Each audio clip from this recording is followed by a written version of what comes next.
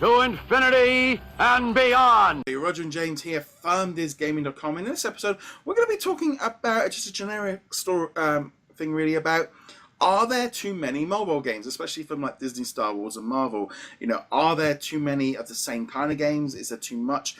So I'm going to throw this one straight over to James first off. Like, do you think there are too many? My initial impression was, yeah, there are way too many. Especially on the Disney side. Just if you search for Disney in either of the app stores, you just get a million hits. My second impression after I thought about it for a little bit was, maybe there aren't too many because you and I were more aware of how many there are because we deal with this all the time. We're constantly trolling the news for new releases, even looking for advanced releases and stuff. So we see everything, whereas most people are only going to be looking and they're only going to see the Marvel stuff. They're only going to see the Star Wars stuff, and that's not too bad. But if you are interested in multiple facets, if you want to play Disney Magic Kingdom and Future Fight and Contest of Champions and Galaxy of Heroes, then you're just kind of going, oh, how many games are you guys expecting me to play every week? Yeah, I mean, there's kind of like a different. First off, there are some games, for example, that are exactly the same game just with a different skin. Marvel Puzzle, or you have like Marvel Puzzle Quest, Puzzle Droids, Emoji Blitz. You know, they're all very generic kind of match free to win, and they're themed for different audiences. So if you want to match to win, I do think Disney made a right. I think the Disney Emoji Blitz system is better because it introduced all the characters into the one system. And the same thing for Marvel versus. Now we've seen in the past they don't tend to play well together. So one massive Disney game featuring all the different characters probably isn't so good. But at the same time, they've then launched Maleficent, Cinderella, the BFG was another one. You know, we had Beauty and the Beast, of which point they are very just cheap grabs to say they've got a game for this movie. And quite often they fall to the side. And whereas in some ways they are just diluting their own market with the same kind of game. You know, you could look at the Star Wars kind of things of, you could almost say like Future Fight, and I'm trying to think of like a Star Wars version. I think like Force Arena kind of are similar kind of games.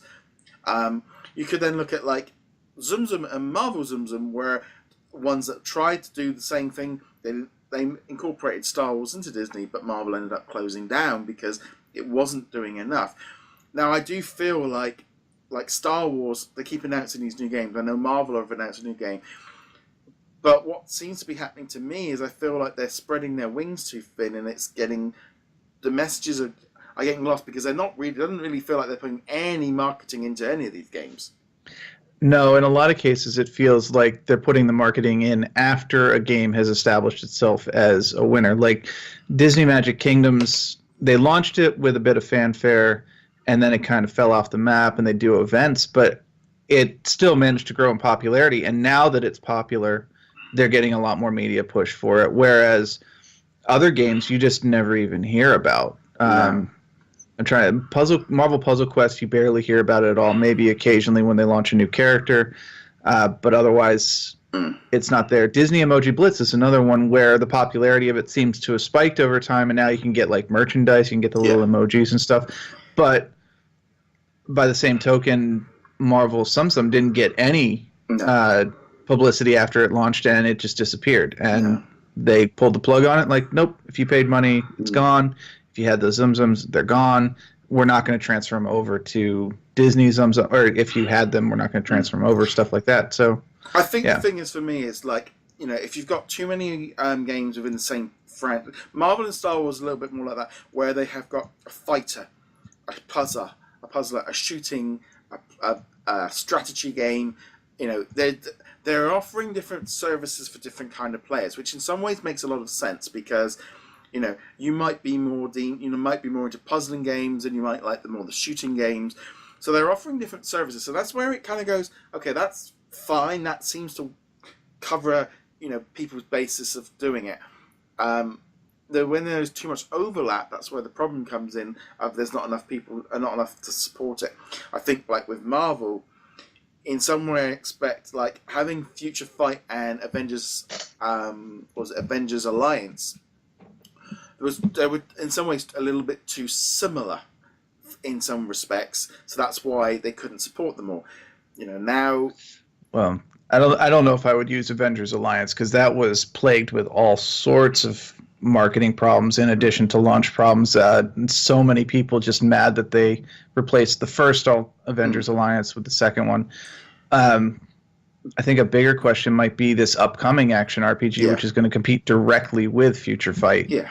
Now, you could say, well, if it's replacing a game that's been out for a few years because there's a different side to it. I look at Contest of Champions as a fantastic game that feels so different to anything else that they have got out, and therefore it's completely unique. We haven't got a Disney beat 'em up game, and therefore, it would be awesome, but it stands out on its own as being completely different style of game.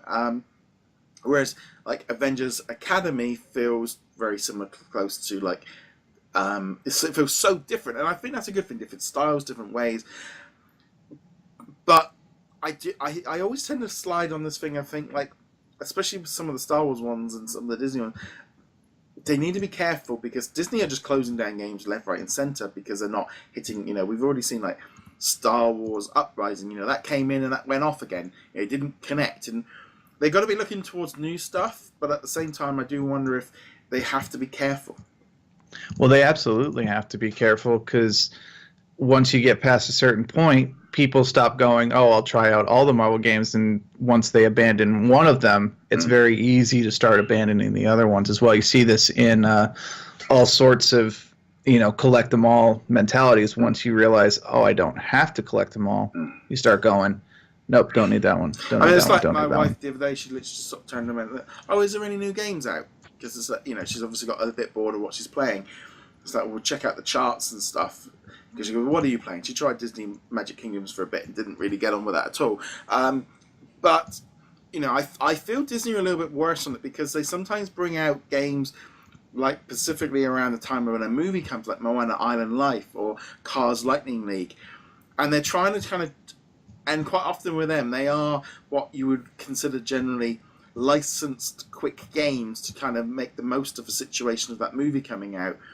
And I do not feel like the Disney side of the gaming market is as sorted as the Marvel and the Star Wars. Disney need to refocus a little bit and allow to have Magic Kingdoms, Crossy Roads, and Zoom Zoom, and maybe Disney Emoji Blitz, and have the characters all coming into it, rather than trying to launch all these cheap ones which dilute the market. They end up pulling them, which ends up causing more distress for people.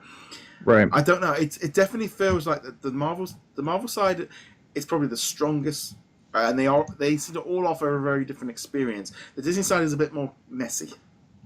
The Disney side especially is messy, but I mean, all of them have their own certain amount of mess, and as you were alluding to, the fact that they keep kind of doing this shotgun approach of throw everything at the wall, see what sticks, but then do a round of cancellations means whenever they do launch more stuff, there's significantly less consumer confidence that if I put time and money into this, it'll still exist 3 months from now. Yeah. And if I'm not confident that something's not going to exist 3 months from now, then I'm not going to play it. And this causes a spiral where other people don't play it. And now it becomes a self-fulfilling prophecy because, like, well, we can't trust you to keep this game running. I mean, I definitely feel like, Disney did this thing. I mean, there was a game earlier this year, Disney Princess Enchanted, which literally was so close to Marvel, to Disney Magic Kingdoms. It just wasn't able to get that momentum going. And there again, there's this kind of thing of making a princess game for that audience is exactly what they need to do. And we have Jigsaw app, we have all these different ones, and I feel that that's fine, but it's not quite together enough on that side. Well, it feels a lot like maybe the left hand isn't talking to the right hand, because anybody who was paying attention could tell you this Enchanted Stories game was just going to get completely overwhelmed by the games that are already out. Why start playing Enchanted Stories when you have Disney Magic Kingdoms? It's not like they're completely different audiences, and it's not like one is the mature version of the game. It's like, no, these are functionally the same game, and people have already invested the time in Disney Magic Kingdoms. If this is their kind of game, you're not going to get them to switch games. I was a little bit like, I think it's the kind of thing of like match free to win. That is, the minute you see one of them pop up from Disney, you do just kind of go, I don't know if you're going to be able to get people off Frozen, Freefall, or Maleficent. You know, those have become the standard bearer of them, and you need a generic one where you can just throw all your characters in and make them events and get people into them. And maybe that's where now I think we're moving more towards this like service kind of system where that style of gameplay needs this kind of game rather than just keep churning out two similar ones. And I don't know. I definitely feel like at the minute, you know, there is a lot of culling going on because Disney are essentially some of this stuff is making it up as you go along because the whole industry is changing so fast and so quick. You know, 10 years ago, there might have been best to have 1,000 games out there, all doing their own individual things, and everyone's just going to find their own market. Now, personally, I feel like the App Store is completely saturated. And there are so many knockoff carbon bad games out there. And, you know, there's not a lot of stuff new coming through. And it does feel like, you know, things are changing. They're getting the system in place. But, you know, when they do some out and say, oh, we've got new games coming out. I mean, there's a new one, Star Wars Rise to Power. It might be out by the time this episode comes out. But there again, it's like, I was a little bit like, where's this going? Where's this market? Where can this fit in? What is this going to offer differently that isn't already out there? And that is such a issue of having too much stuff. And I think Star Wars, I think they're going to hit a point where there is a little bit too much out there. Especially since a lot of their Star Wars titles are PvP based, and you know the amount of effort, the amount of money you need to be putting into a game to be competitive in a PvP game is just unsustainable in many cases. Yeah. Especially, you know, you want to be competitive in Star Wars Rivals, you want to be competitive in Star Wars Commander, you want to be playing all these games. You know, even Galaxy of Heroes or that card game, Force Collection, you know, where there is a heavy PvE content. If you want to be competitive in PvP, you're spending money. And if I'm a big Star Wars fan, I'm either picking one of those games or I'm picking none of those games, unless I have way too much money. In which case, okay. It does feel like, I mean, there's that kind of thing of they are going for different audiences, so they need to try and do that of having, you know, we've got 6 different types of game and we're going to spread them across it, but it's when they trying to go and cannibalizing their own market even more so, whether or not they're aimed as replacements. But don't know, it definitely feels like, for me personally, it doesn't feel as bad as it did a year ago from the Disney side, but I feel it got worse on the Star Wars side of having.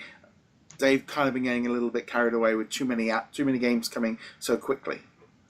The other part of the problem too is that there's a very obvious trend where they're just saying, what is the most popular game on the market right now? Okay, make a Star Wars version of that. Oh, okay, now the trend has gone from Crash Royale to you know, it's the other kind of game. Well, make that kind of game. And it's like, well, maybe you could try leading the way. Yeah. Rather than just following. But it's much easier to say, oh, well, you like Clash Royale?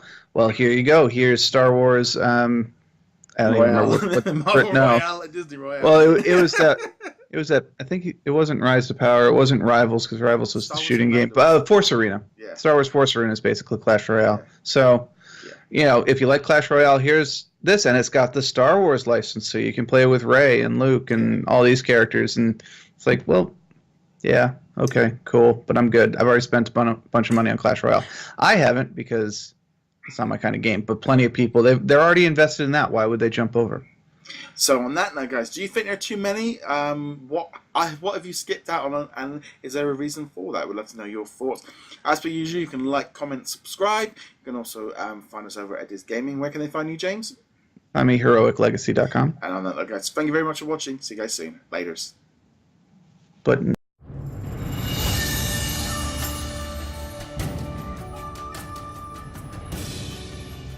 to infinity and beyond.